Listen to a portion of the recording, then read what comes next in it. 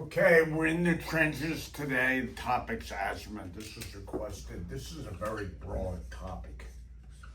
It's also a very common problem. Really, there's outpatient management, which is what's usually done, and then there's inpatient management. To start off, asthma has some different flavors, but overall, it's hyper responsiveness of the airways. And they could be hypersensitive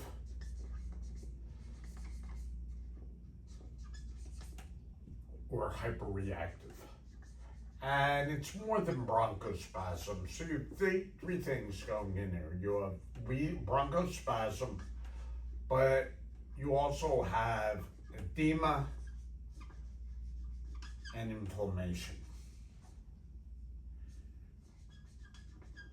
So everything that wheezes isn't asthma. Okay, people think somebody's wheezing, they have asthma, but other things that could do this, upper airway obstruction. There'll be other symptoms like heart failure, you could wheeze, that's cardiac asthma.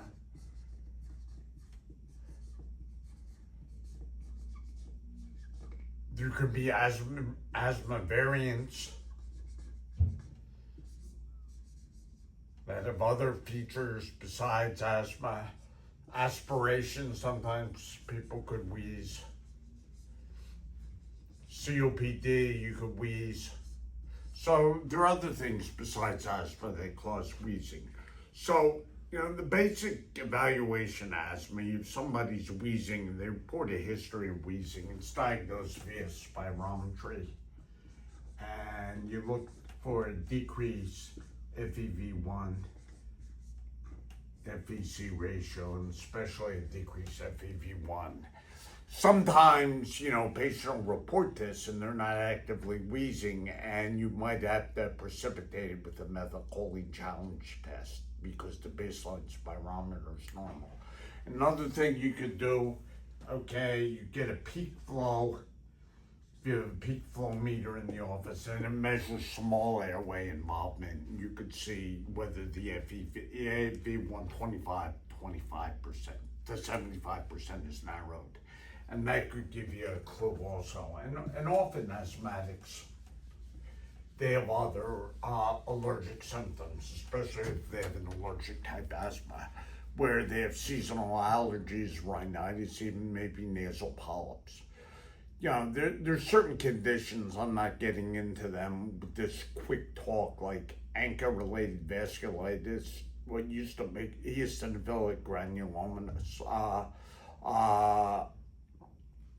polyangiitis used to be called Church-Strauss. Asthma is part of that condition. There's certain forms of asthma, exercise-induced asthma, cholinergic-induced asthma. So, but usually when asthma is there, you recognize it, you're probably going to want to make a diagnosis. The big points here, there's new treatment, and this is for the outside. And the treatment is formoterol and inhaled corticosteroid. And the most common product I use is Symbicort. And this could be used for acute therapy and maintenance therapy.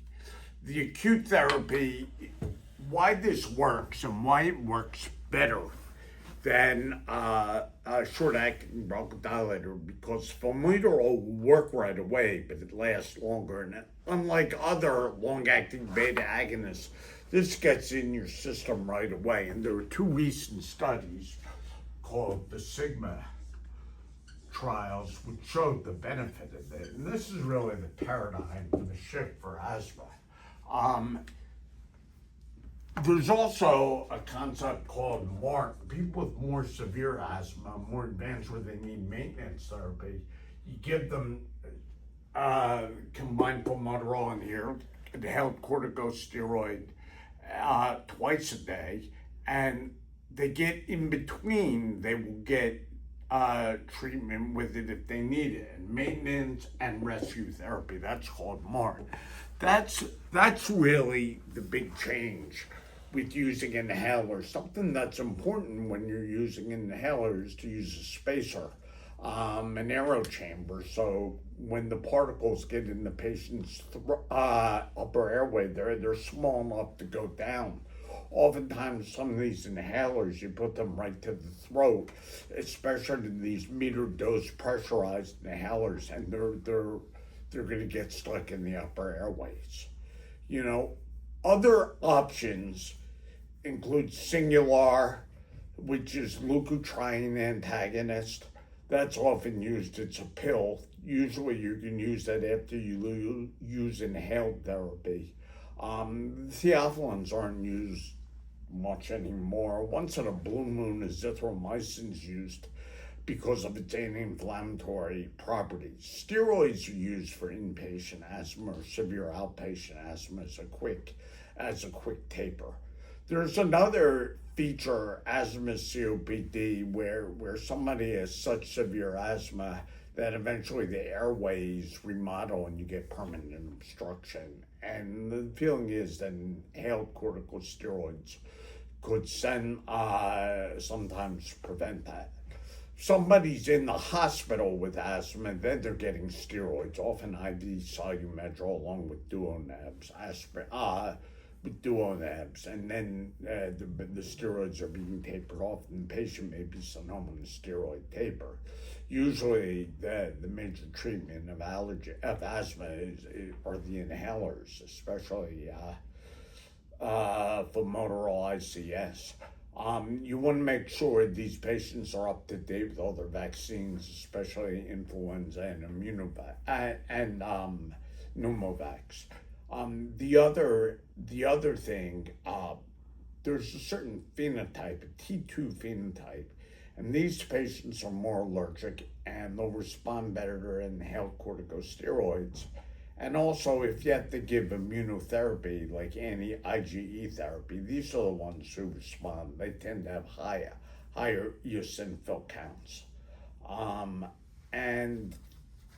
When I was a resident, we used to stage asthma, and it was based on PO2 and PCO2.